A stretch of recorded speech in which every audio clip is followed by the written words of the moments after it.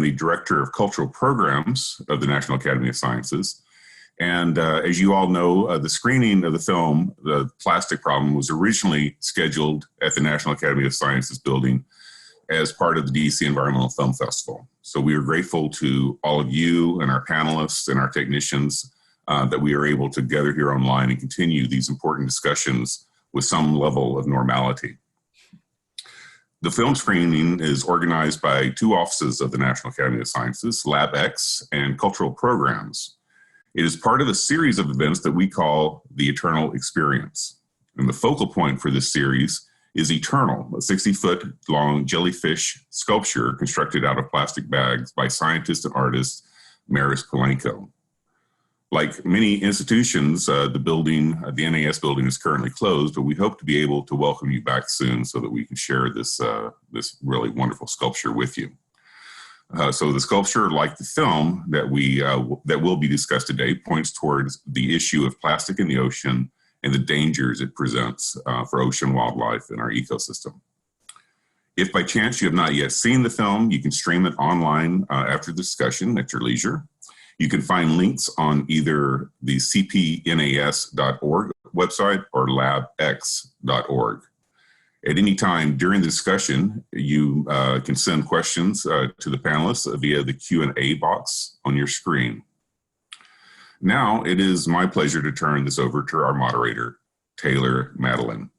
Taylor serves as the director of the Source to Sea Plastics Initiative at National Geographic.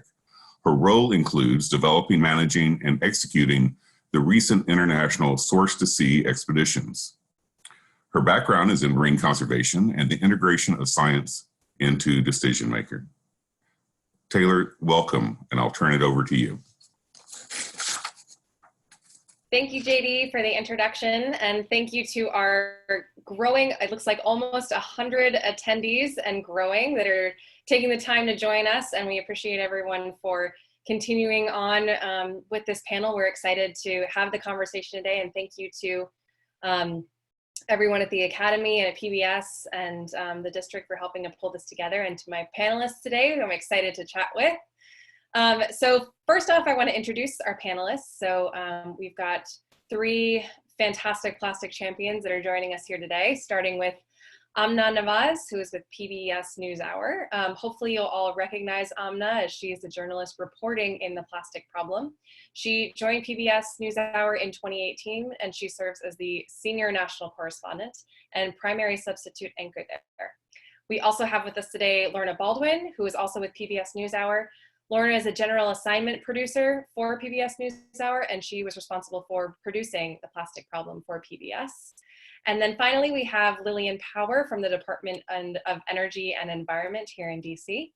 The Watershed Protection Division's enforcement team, which is led by Lillian Power, is responsible for implementing and enforcing policies regulating single-use plastic in the district. So this includes things such as the styrofoam ban, recyclable and compostable food services, and requirements, and also including the single-use plastic straw and stirrer ban and the 5-cent bag fee, which is the first of its kind for our nation. So lots of pioneers here on the panel today. So thank you for joining us. I want to start by asking some questions about the documentary itself, and I hope that everyone was able to view it beforehand and enjoyed it. I know I certainly did. So I'd actually like to start with Lorna, if we can. Lorna, could you just tell us a bit more about how this project got started from its inception, and from a personal standpoint, what you were really excited to tackle in this project? Sure. Thanks, Taylor.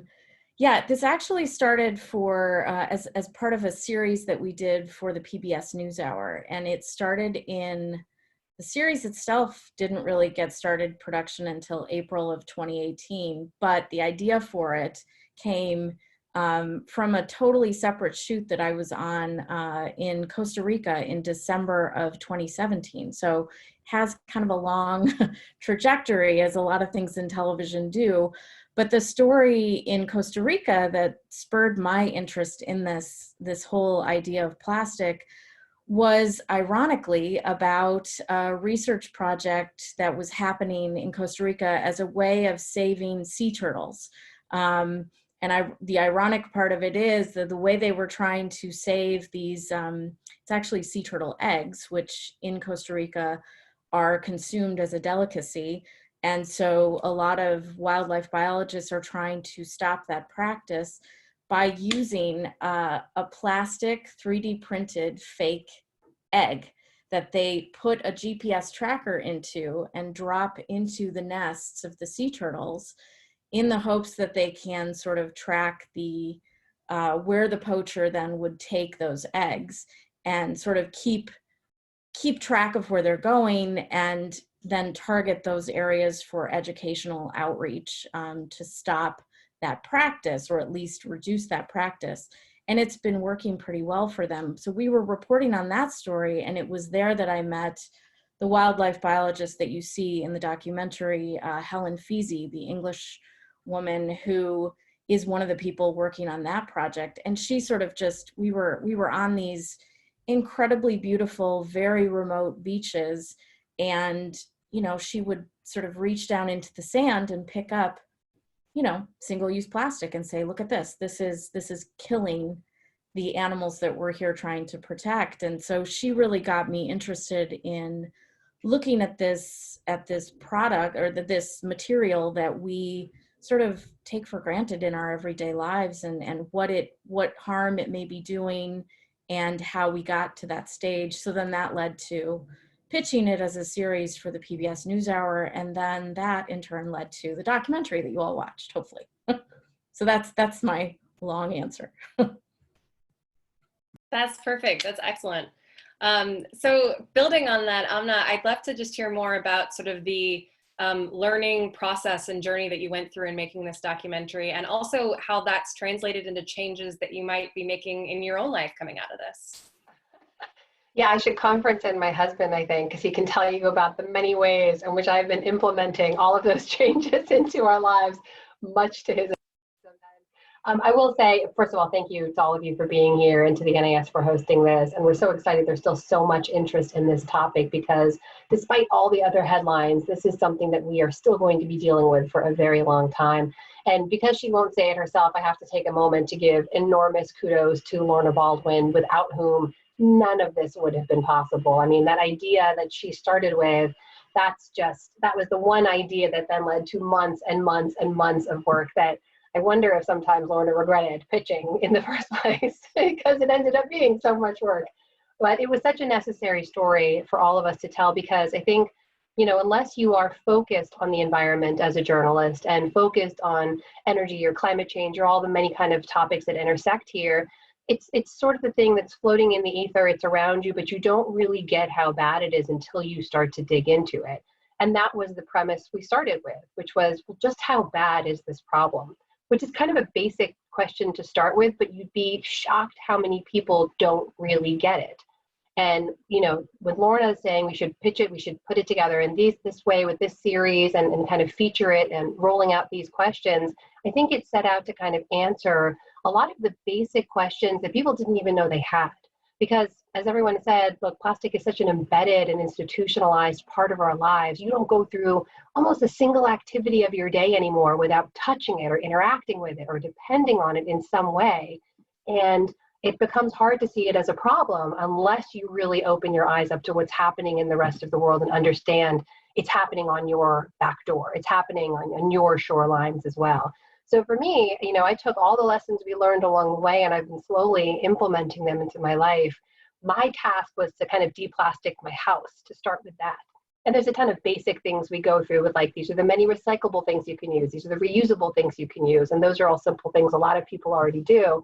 I set out to do it room by room, because we met families along the way who were doing exactly that. We said, start in the bathroom, try to cut out all the plastic. And you would be amazed how difficult it is when you really get down to identifying every piece of plastic in your life and saying, now, how can I replace that with something that's reusable or non-plastic? So it's still very much a work in progress.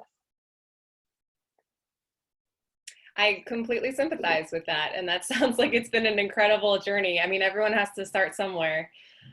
So just one more quick question coming from the documentary, and then there's a couple other kind of solution-focused conversations I'd love to have. But Lorna and Amna, one of the things I really appreciated about the documentary is all of the characters.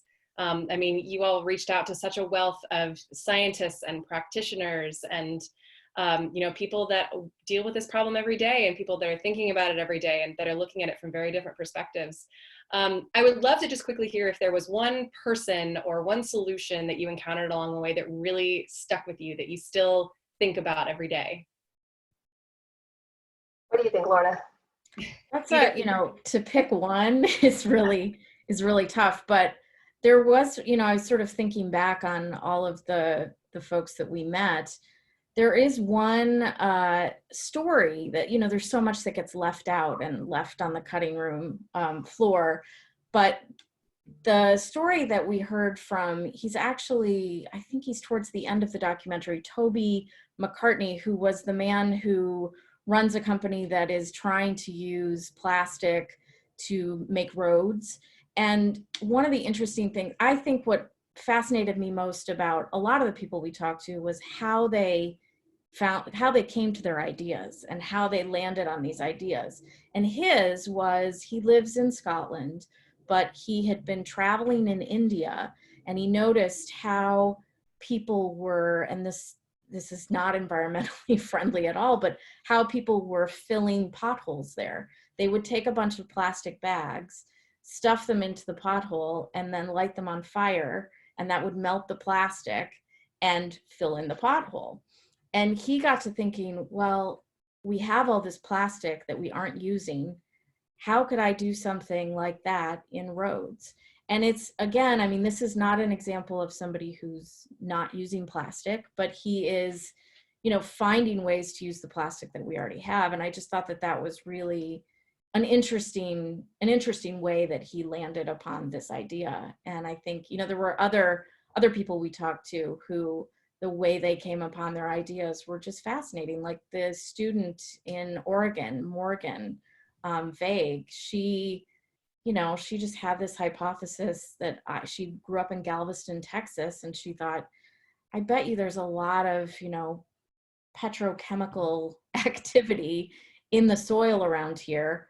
What if I just try and get these soil samples and then run tests on it and see if there happen to be bacteria inside it that have already figured out ways to consume plastic. And, that was another really just interesting way that somebody came upon this idea. And I think that's so much of what the plastic problem is all about, is hunting for solutions. I don't know if you've got a favorite.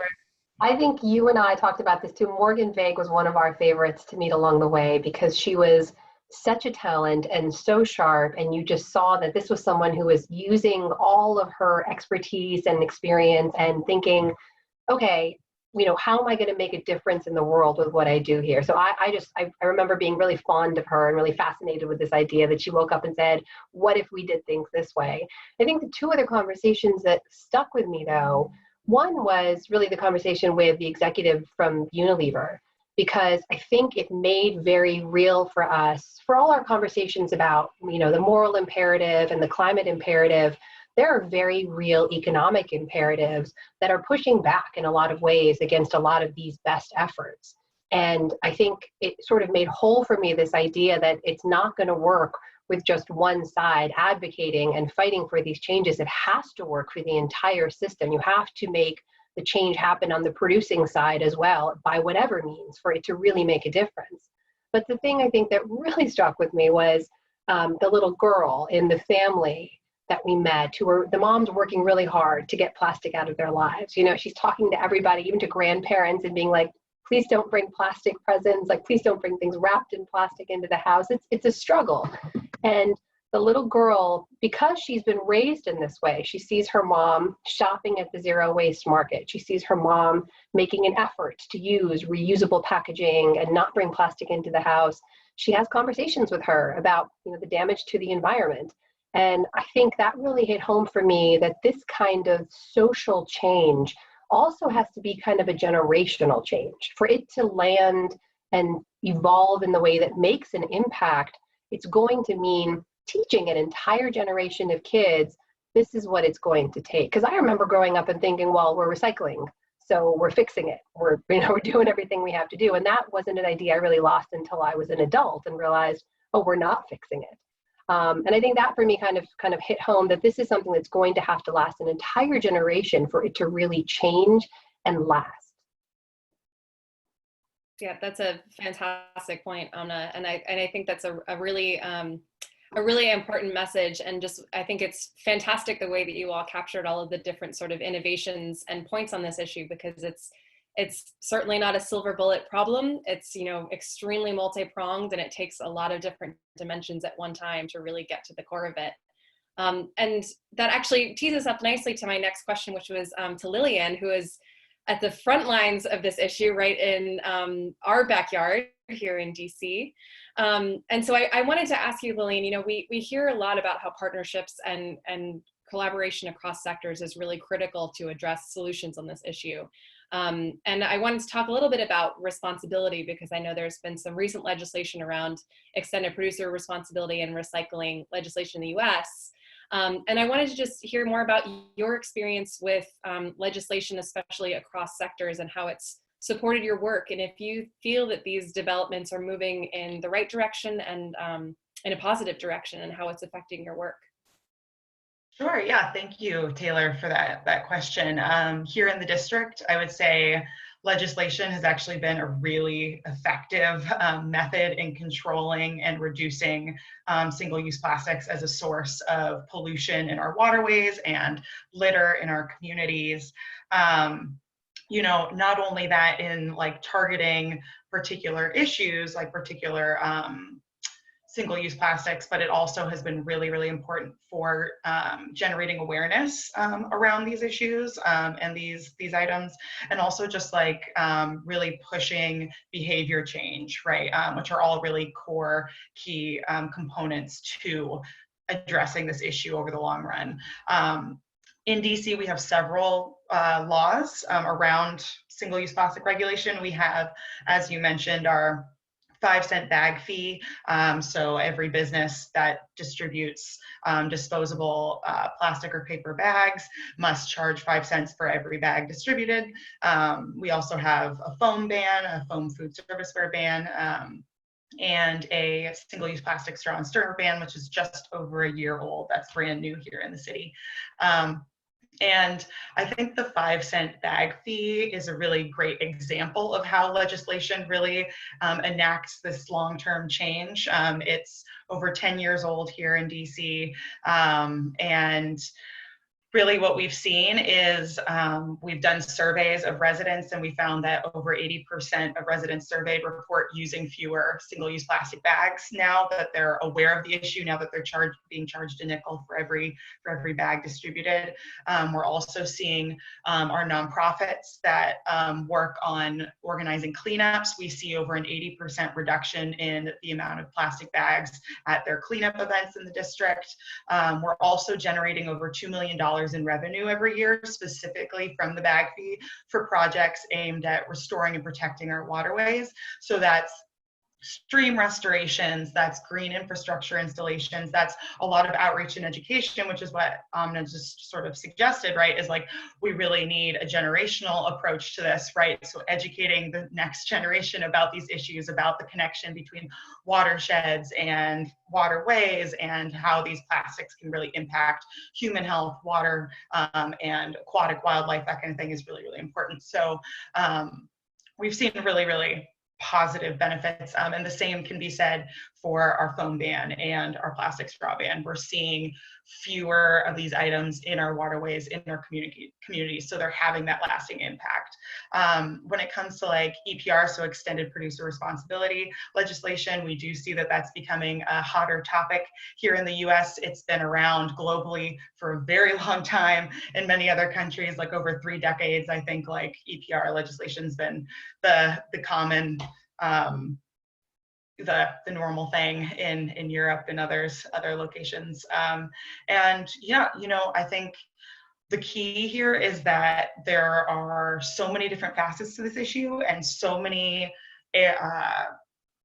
locations in the waste stream or in the total plastic loop, right, that we can target in terms of legislation. And I think EPR is a really interesting, a way of doing that. And really, there's just not just one right way to tackle this issue. We need a lot of different creative ways in terms of not just legislation, but behavior change as a culture to change and, help address the issue.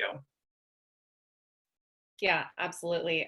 A piece for sure, but definitely a piece of a much larger puzzle.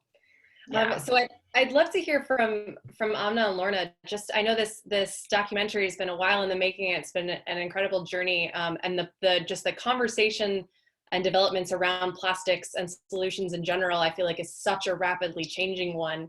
How have you all noticed that the landscape around either plastics, solutions, legislation, the conversation around single-use plastics, how has that changed just in the time since you started working on this documentary? I do remember one of our challenges as we were putting it together, because it did take so many months to report and put together. We had a graph in there that was trying to capture how many different pieces of legislation there actually were in the United States at the state level or the county level or city level that addressed some kind of plastic ban. And there are also, we should point out, the states where they say you cannot pass any legislation that bans any kind of plastic, like that. Those kinds of legislation exist too. And so we were trying to get our arms around it. We have these wonderful researchers working with us. And I remember, and Lorna, correct me if I'm wrong, even up until the last days of like trying to get tracking in and final information in and fact checks, it was like, no, wait, there was just this one rule that came out in this one city. And wait, that one rule that we've followed up on before has changed since then. And so we could see that there was a lot of activity around it. I remember we had to kind of couch very carefully how we were presenting numerically what was going on. But certainly the pace of things, I think, seems to have picked up. And that was reflected in the conversations we had with the executives, with both the Unilever and the Coca-Cola executive, because you realize they are watching what's going on in the market. And the market is the people. And there is a conversation and there is pressure increasingly building, not only upon local legislative bodies, but also upon the producers and the people who depend on those consumers to keep them in business, to try to act in some way. So I think what you've seen, especially with the level of sort of responsiveness and willingness to act in some way, maybe not as much as a lot of people would like, but on the part of the producers, when you see that willingness, I think that speaks to the fact that there's a lot of activity happening at the grassroots level right now. And in states where there are legislatures that are amenable to it, you're seeing real action in response to that.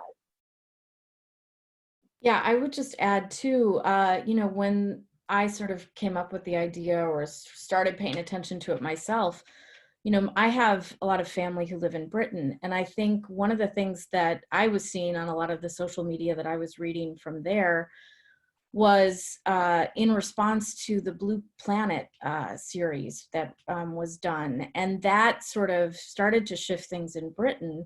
And then I think you started to see here in the US more of a focus on it, especially when National Geographic put it on their cover. And I think that was in April of 2018, in the April issue, and such an iconic cover as well. And really the focus, the sustained focus that National Geographic decided it was going to put on this subject as well. So I think, it's a combination of things. I think it is that the media started paying more attention to it. It's, as Amna just mentioned, corporations started realizing we have consumers who don't want us to do this, and started hearing it from people and are starting to look at their own sort of supply chains and how they can make changes. Yeah, that's fantastic. And you are absolutely right. It was a June 2018 for the magazine that came out, but we've been, it's incredible the traction that even just the image from our cover has had. It's something that the team here has been really proud of and really excited about. And it just seems like that conversation is just completely taken off, which is really, really exciting to see. So Lillian, I just wanted to bring it back to our backyard again. So we're actually already getting a lot of questions about this as well, but in terms of things like bans and, taxes and fees, and that sort of way of addressing the problem. I just wanted to talk about that a little bit because I also understand that you have been officially dubbed by The Daily Show as the straw cop. Yes. And I thought that was a fantastic segment. If anyone hasn't seen that, I would definitely recommend looking it up. There's been, it was brought up in the documentary in terms of the challenges around this, and we've already had some questions that are coming in from people specifically around sort of how that translates to reactions from small businesses and communities, and especially, potentially a burden on lower income communities. But I would love to just hear from you sort of what your experience has been in terms of the reaction from your community and implementing some of these things, and what is that looking like on the ground and how it's gone? Yeah, I mean, that's a great question. And I think it is a fairly common concern around surrounding legislation of this kind across the US in particular, as you mentioned, how this could potentially disproportionately affect small business owners or lower income communities. And what I will say, particularly from our experience with the foam ban and all three, the straw ban and the 5-cent bag fee, is that, people and businesses are extremely adaptable as long as your approach to the transition is fair and is built on, a clear education and outreach approach, right? We always make sure to give our businesses ample time, and we provide very clear messaging about, exactly when does the transition need to be in effect, what exactly can you use now, that kind of thing. And we also, for every law, more recently with the straw ban and the straw ban and the foam ban in particular, when preparing the community, we actually go door to door to these businesses and visit hundreds of businesses and give them the opportunity to provide feedback, to ask questions. And that helps us better inform where the weaknesses in communication may be, what we need to be clearer about, what are their concerns and how can we help to address, right? We don't want to really come in as the enforcers. We would prefer to come in as the regulators that are there to assist with the transition. And it's been extremely successful. All three of these bans, while there was originally this concern that alternative products are more expensive, that the fee might be too much of a burden for lower income communities, we have not heard any complaints about any of these issues since they've been put into effect. In particular, with the 5-cent bag fee, we distribute tens of thousands of reusable bags with a focus on senior citizens and low-income communities every year. So we also want to put in their hands the alternative that they can use, right, that will support them in the way that they need when they go grocery shopping, when they need those bags. So I will say, I've heard that question many times, and I will say here in the district, businesses and residents are very adaptable and they are resilient, right? These changes are the new normal. When it comes to straws, there was a lot of focus, I think, like beyond the district when we actually put the ban into effect. People were shocked that we enforce them, and we actually go out and inspect businesses and check and see if they're actually using compostable or reusable straws, right? And there was a lot of pushback about, well, why are you putting all this energy into plastic straws? Like, why does it even matter? It's not that big of a deal, right? It's such a small part of the problem. And I will just say here, like a small part of the problem is still a part of the problem. There is nothing wrong with chipping away at the issue one item at a time, and straws are so great for that, because I think the term many people in the industry use is it's a gateway plastic. So many people interact with it, a plastic straw in their daily life, right? So many people without even really taking notice of it, right? It's a perfect introduction into starting to understand how many single-use plastics we really use in our day-to-day lives, and how many of them we don't necessarily need, right? Like the vast majority of the time, for the vast majority of people, a straw is not necessary, period, right? Plastic straw or no. So we really saw, like with the ban here, it was actually mostly motivated by our residents, by our businesses. They actually really wanted to see this change. And it was a really great opportunity for our mayor and our government's kind of like environmental goals, just really naturally aligning with the wants and needs of the community. And it all came together to pass this rule, right? Which we consider a really great success. And we absolutely see it having the intended effect that we had hoped, right? We do go in and inspect those businesses. We've seen a sharp decrease in the number of plastic straws that are being served. It's the new normal. And again, people have adapted, and it's just not even something they necessarily think too much about, although we are seeing the next phase, I think, in the change, and we see a lot of businesses training their servers to ask if people want a straw first, right? We see a lot of customers going into businesses and saying no straw please, right? Like that kind of thing, even though that's not really what we've regulated. The legislation for some was that first step in recognizing the issue, and then now they're taking it a step beyond, which is, I think, you know, really, really great. And hopefully I would not be surprised if that was the first step in them, you know, really addressing many other plastic items in their lives.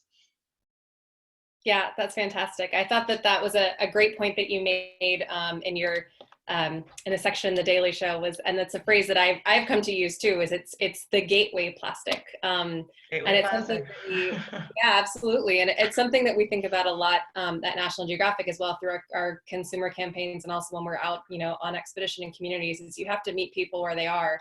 You know, it's about getting people into a pipeline and seeing it as representative, because once you start seeing it, you really can't stop. As you were saying earlier, Amna, you know, it's something that's, you start seeing it, and then you notice it everywhere, and you just have to, you know, start somewhere.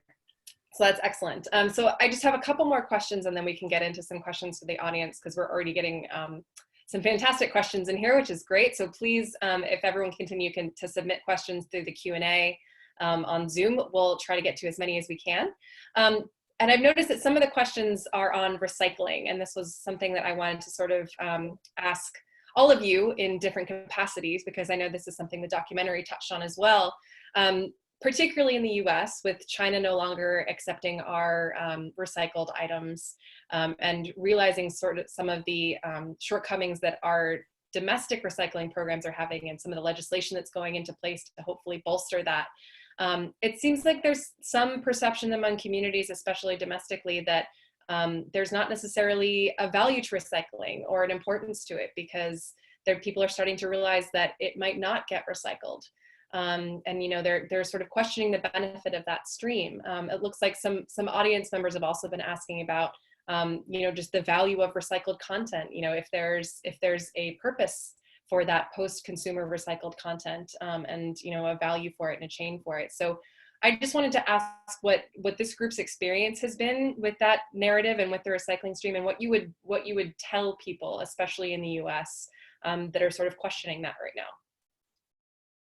And you can, whoever can start, whoever would like to start is welcome to. I'm happy to, oh, sorry, Amna, you please go first. Okay, great. So just really quickly before you want to share, basically, so it's understood, I know that the sort of green wall, right, this change in China's policy has generated a lot of public interest, and there's been a lot of news stories around this. That being said, I would say from DC's perspective, right, China no longer accepting much of our recyclables is really like a short-term issue that we're working on right now, but that, you know, it's really a great opportunity for the US to develop its own recycling infrastructure locally, right? Which in the long run is actually better for the environment. We're not shipping things all the way to China, right? And it's actually better for the US economy, right? Like recycling generates jobs. Recycling reduces greenhouse gas emissions locally, right? These are all very good things that will be dealt with, right? The investment in increased recycling, manufacturing capability, it's starting to happen here in the US. Like it's definitely, you know, in transition, but we're working on it.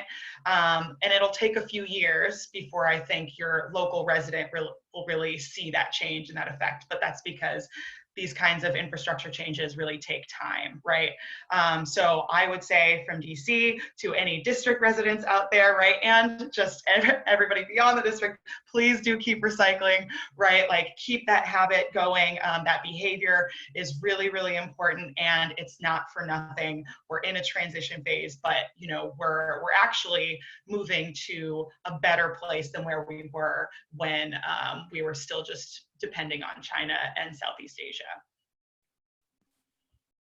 Yeah, and I also say I so appreciate Lillian making that pitch right out the gate, because from the consumer perspective, which is kind of from where we approach this project, right, and sort of the mass perception starting point, I get why people are frustrated. You know, our recycling, especially here in the United States, has never been easy. And there was a time when it was kind of easy, and then there was a time when it was super complicated and everyone didn't know which bin to put what things into, and then we moved largely to single stream. But even in that, it really depends on where you live in this country, what you can and can't recycle. And I think people either fall on one side of the issue or the other, which is like, why am I even bothering? Because I don't even know what goes in here and I might mess it up if I throw something wrong. Or they think, well, I'm really going to do everything I can, and they throw everything they can into the bin, and then that will mess it up too because the rules are so strict. I mean, I'll just say I'm a Virginia resident, and our rules have changed twice in the last 2 years we've lived here. And unless you are really keeping up on it, because the outreach and education aren't as robust as they can be, unless it's really important to you and you're keeping up on it, you're not necessarily doing it right.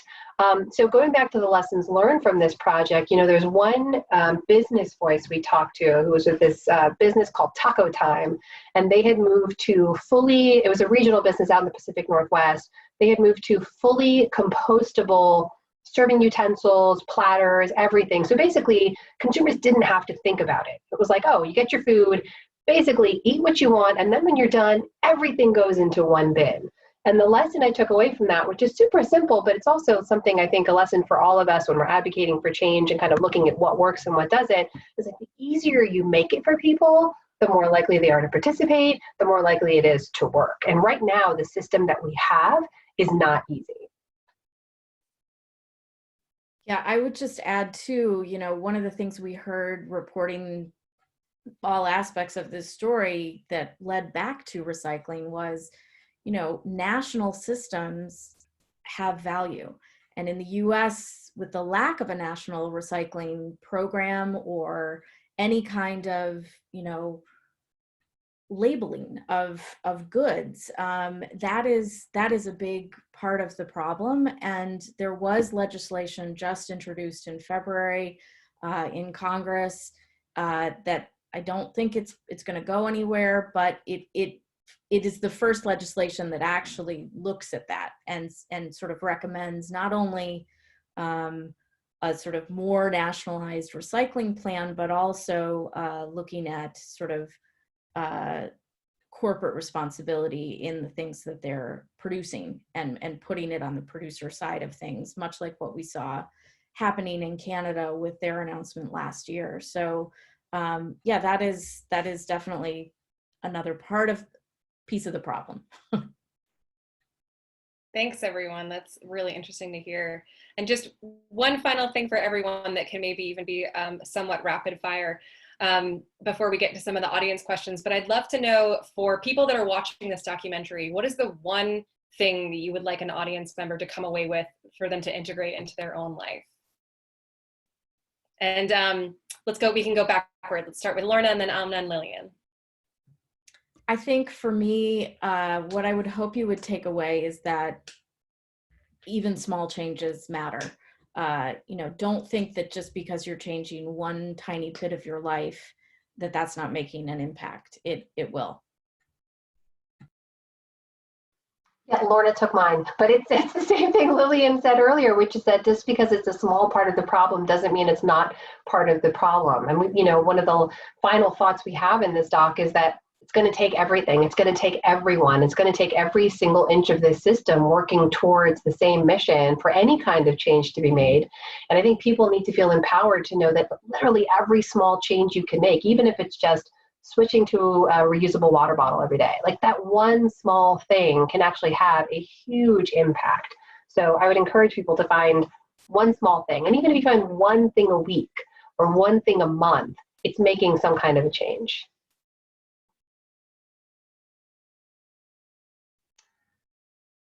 I will say, so absolutely what Lorna and Amna just said. I have my reusable water bottle right here, right? And just using this every day, refilling it instead of, using plastic bottles, you're just as one person, right, eliminating a source of probably thousands of plastic bottles every year, right? It's a very minor change, but it's also actually a very large change. And that also will go up the chain, right, to our businesses to see if there's not as much of a demand for these single-use plastic items, right, they're gonna start evaluating alternatives. I will say, just to add, I work for local government. I would say do not discount the power of local government as well as your federal government. There have been a lot of local legislation throughout the country really working on these single-use plastic issues. So get to know your delegate, right? Like get to know your council members, get to know your government in your county, in your city, in your township, in your state. Lobby them for change, see what bills are being introduced, or let them know what you'd like to see here, right? Culture can change locally, right? It can be small and spread out, right? So, and I think, here in the district, we're always really interested in hearing what our residents are most interested in, right? And what they'd like to see next. So please do go ahead and do some research and make some calls, shoot some emails, and it can make a big difference. Can I just add one other thing I would say, Yeah, which is, we haven't talked too about consumption and just not consuming as much as we consume. We don't necessarily need all the things that we think we need. And so just thinking about how you consume, I think, is very important in solving this sort of problem. I'd like to just hop on that too, is just saying the issue with single-use plastics here, yes, it's plastics, but a lot of it is that single use, right? Like single use is the issue. We can't just assume that the alternative material that's going to replace those traditional plastics are going to have, exponentially better environmental benefits, right? So the best absolute thing we can do is reduce that dependence on the single-use item itself, right? Absolutely. Thank you, Lorna, for that. thank you, everyone. That was fantastic. And we really appreciate you thinking through some of those solutions. And I'm sure that everyone's going to come away with from this documentary with some really, hopefully some interesting and new perspectives on the issue, and also lots of concrete solutions. So I think that's fantastic. So let's go ahead and get to a couple of the audience questions. So there was a question that came up from a couple of people. It looks like Lelia and Amber and a couple others had asked Amna specifically about the conversation that you had with Unilever and also Coca-Cola, and just asking about sort of the role that corporations and supply chains have to play in this issue. And it looks like people are just curious to hear more about how your conversation with them went, and if you got a sense that they are really anxious to make change and eager to make change, and what sort of changes that looks like are realistic to happen in that world. Yeah, I wouldn't say that they're anxious to make change. I think that they are responsive to the changes that they are being asked to make. And I think that's the important part of this, which is that businesses, any corporation is not going to necessarily act solely on a moral imperative. And we shouldn't expect that of them in any kind of capitalist society, right? But there are very real market forces at play here. And when you talk about the power of the individual action and the power of the individual dollar, when they're hearing en masse from people, I'm no longer going to be buying this product. Maybe I don't even know that much about it. If you think about like every average day, every sort of average level consumer, they'll think, well, I read that this thing is mostly made of recyclable product, and so it's better for me to buy this, and I feel better about buying this, and how we feel is a big part of how we buy. And that means that, more of that is coming off the shelves for them, that they're responsive to that. They get that there is something happening they need to respond to. At the same time, they have a bottom line to protect. And there were a few moments in our conversations when I really pushed them on a couple of things. Coca-Cola, for example, on, setting a target. When you say we're setting out to try to recapture X amount of the plastic we put out there, and I'll say, okay, well, what is your production goal? Because we can all agree you have to produce less for there to be less waste. Do you have a production goal that you're setting as well? And the answer, despite a lot of our pushing, was that's not part of our targets right now. So they're inching along, but they are not quite there. Related to that, I'll say in the conversation with Unilever, there was a little bit of tension when we went back and forth on the issue of responsibility. Like, where does that burden of responsibility lie? Because especially in Canada, a lot of the conversation right now with the new legislation they introduced was extended producer responsibility, right? Like, you're responsible for what you put out there. You have to figure out how to get it back somehow. But the corporations are obviously saying, look, consumers need to be better about the things that they buy. That, the executive we talked to said, I don't know that I would consider a plastic bag single use, because you can go reuse that bag again and again and again. And we've seen this in the past, when it comes to the issue of littering and it comes to other issues. You see corporations trying to kind of share the blame, because consumers absolutely bear some responsibility to this, but that is where some of the tension is right now. They will act in terms of what is best for their bottom line, and they will act in response to what consumers tell them they want, and that's where the power of the everyday buyer lies. Yeah, I would just add to what Amna said, being behind the scenes in those interviews that she was doing. I think the one interesting thing, and I believe it's in the documentary, was from our executive at Coca-Cola. She mentioned in particular Generation Z, and that it's that Gen Z category that they are really, really focused on. And that is who they're worried about losing the most, and why I think it's driving some of their decisions. One of the other interesting things that I learned when we were at Coca-Cola is one of the challenges they have, they're a totally global company, and they're operating in all these different countries, and to try to come up with one solution for them just doesn't work. And, they told us that very, very bluntly, but some of the things that they're trying in other countries, like I did not know about. For example, they're in Brazil, they're moving to a refillable market. So you would take your container into the store and just refill it. And I think in Brazil that accounts for, I believe it was somewhere between 20 and 30% of the market right now there. And, I look at that and I think, well, why, when are you going to try that here? Or when are you going to try that someplace else? And same with, bottle laws. That was another thing, that happens in some states. I grew up in Michigan. It's something that they do in Michigan.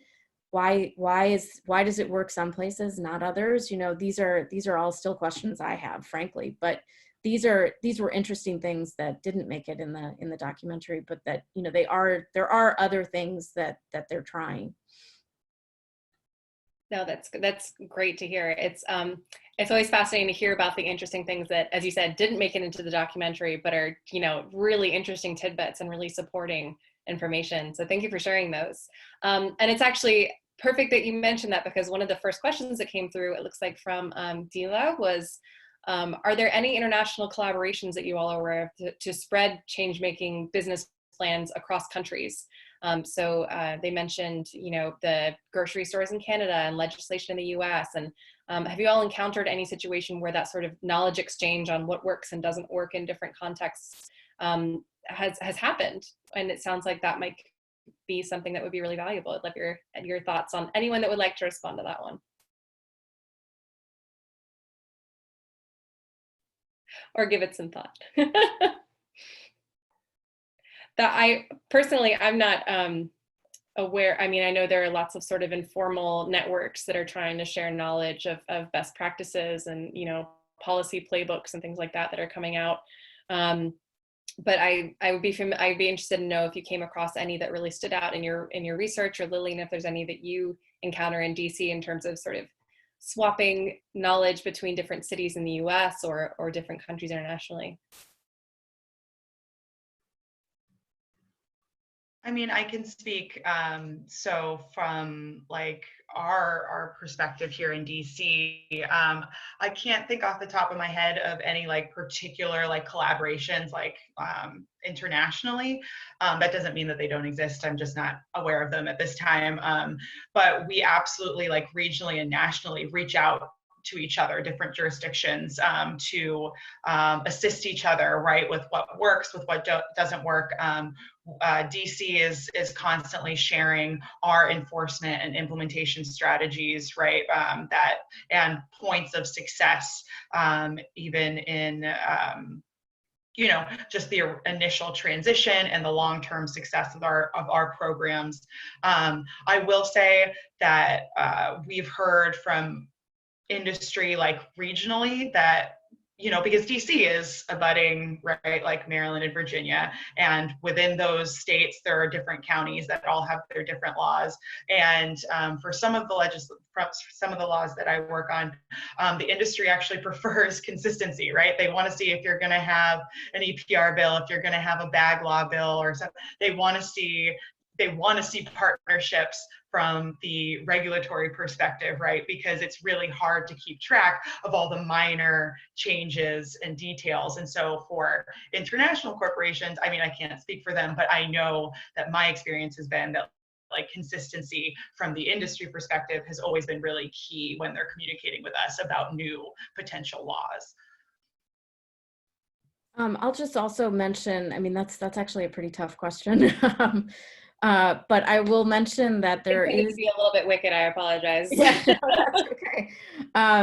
The Ellen MacArthur Foundation, so they have the New Plastic Economy initiative, which is one of the things that Unilever and Coca-Cola had both signed on to, and it is a global initiative to get corporations to sign on and disclose what their plastic production is, and it's also an effort to reduce their ultimate output. But really, I think it's about transparency too. And so that's one that I came across that sort of crosses boundaries.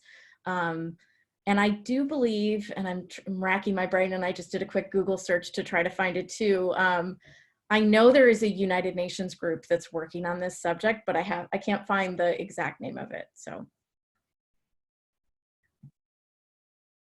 Yes, perfect. Yeah, I know that I believe the UN's got a couple global partnerships on marine litter, or a global partnership on marine litter with subgroups within that have been working on this at a government level. But that's great to hear, you know, from you all on the forefront what you've encountered and what seems to be working or what doesn't. So that was a great question from the audience. Lillian, just really quickly, there are a couple of very DC specific questions. Someone, let's see, Jane had asked how close DC was getting to getting no waste grocery stores, and if there's any other interesting solutions that are coming down the pipeline. That's a great question. I am not sure, to be totally honest, because that's very much industry and business led. I have been into many grocery stores here in DC that are thinking through these issues and are minimizing their plastic use, but I to my knowledge, have not been in one that's that zero waste, that zero plastic use, like we saw in the documentary. In terms of innovative solutions and next steps, you know, I think DC is constantly looking for how to progress, right? We see this issue of single-use plastics as, you know, one that will take continued creativity and, you know, efforts to address. So, you know, I would say I am not thinking of anything in particular right now, but we're constantly looking at our waste reduction policies and beyond just single-use plastics, and we're very much open to suggestions, you know, and I routinely hear from residents who give me a call and have different ideas for how to address different pieces of this issue, and we're always looking for those comments and those suggestions. So if the audience has some creative ideas, like please do share, you know, we'd love to hear it. Yeah, that's fantastic. So I know you've only got about 5 minutes left, but one last question that I thought was particularly pertinent and maybe a good opportunity to shine a positive light or put a positive spin on the current situation. We had one audience member named Catherine asked, since we're all currently at home because of COVID-19, how can we continue to change behavior in the public around plastic, as this could be a perfect time for that? And how can we continue to push the envelope with that, given the current circumstances around the world? Any pointers or thoughts on that one? Well, I'll start with a confession, which is that all of my efforts to get plastic out of the house were immediately rebuffed when I had to bring in a ton more cleaning supplies, like very, very quickly. And I think there's been kind of a push-pull over the last couple of weeks. But, you know, one of the things I find when you're home more and when you're really focused on being efficient in how you live and being much mindful of how you live, right? Everyone is very sort of mindful of what you're using, what you're not using, what's in the pantry, what's not there. It's a really good time to take an extra moment, right? That you don't often have in the hustle and bustle of getting in and out the door every day, to take stock of how you're living. And when you open the pantry doors and you look at the cabinet and you say, all right, I'm going to go out and I'm going to get what I need for the next 2 weeks. This is a really good opportunity for me to try to swap out some of these things, right? So you have to get the peanut butter in the plastic jar. Maybe not, maybe now's the time to go try the one in the glass jar. Do you need to use all the pre-wrapped produce, or will you use some of the recyclable bags? And I will say, even if there's not a zero waste grocery store, and I've struggled to find ones that are entirely zero waste around me, but you find enough that you can kind of make your shop as close to zero waste as possible. I've confounded plenty of grocery store checkout clerk with my little reusable produce bags, who are like, what is this? And I'm just ring it up. It's fine. Don't worry about it. But it's a really good time, I think, while we're all being mindful about what's in our homes and how we're living, take one extra beat and just say, what are the things I'm bringing into my home? And is this a good time for me to swap some of these things out? And I also really encourage people to take it easy on themselves, because I think, especially at this time, we have a lot to worry about. We have a lot of things concerning us. And it's one small thing you can add to the list that will have a big impact, but cut yourself some slack. No, that's a fantastic one. Thank you. Sorry. No, go ahead.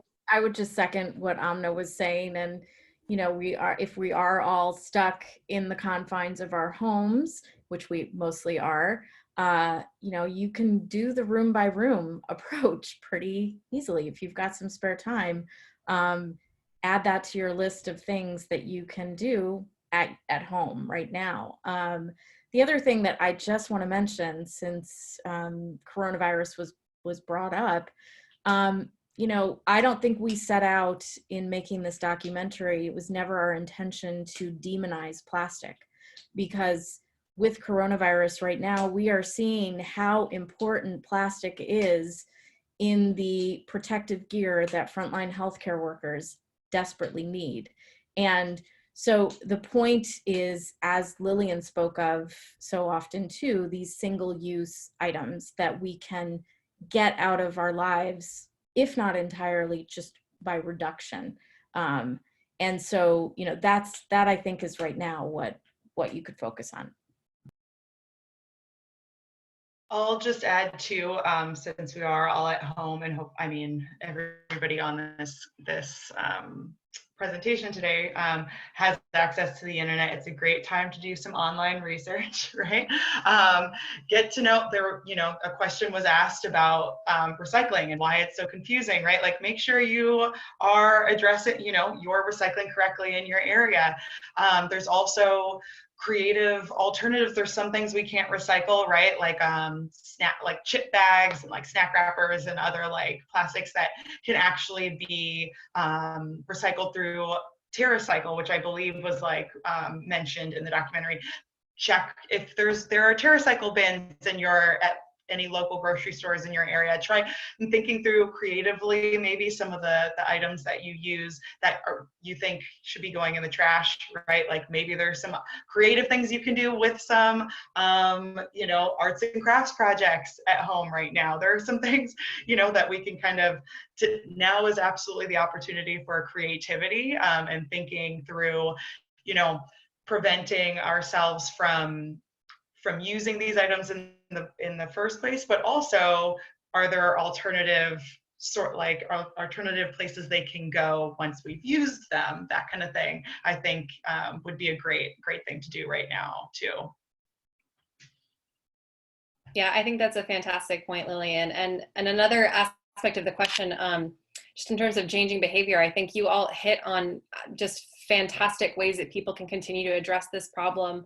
And one thing I would also recommend is to share these creative, you know, solutions that you're finding in your home. I don't know if anyone else has encountered this, but me personally, it seems like every time I sign on to any form of social media, it's all very, you know, negative. It's empty grocery store aisles. It's bad news, and it's important to stay informed. But I think there's a tremendous opportunity as a community for us to share those learnings of, you know, what we're learning to do at home differently, or if we're learning to, you know, make things differently where it doesn't need a container, or if you discover a new, you know, recipe for something that you would have previously used in a plastic bottle.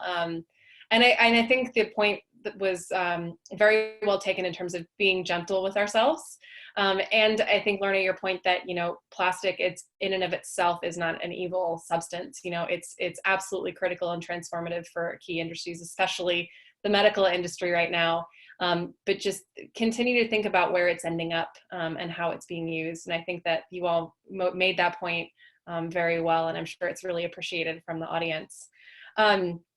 So we are exactly at 1 hour.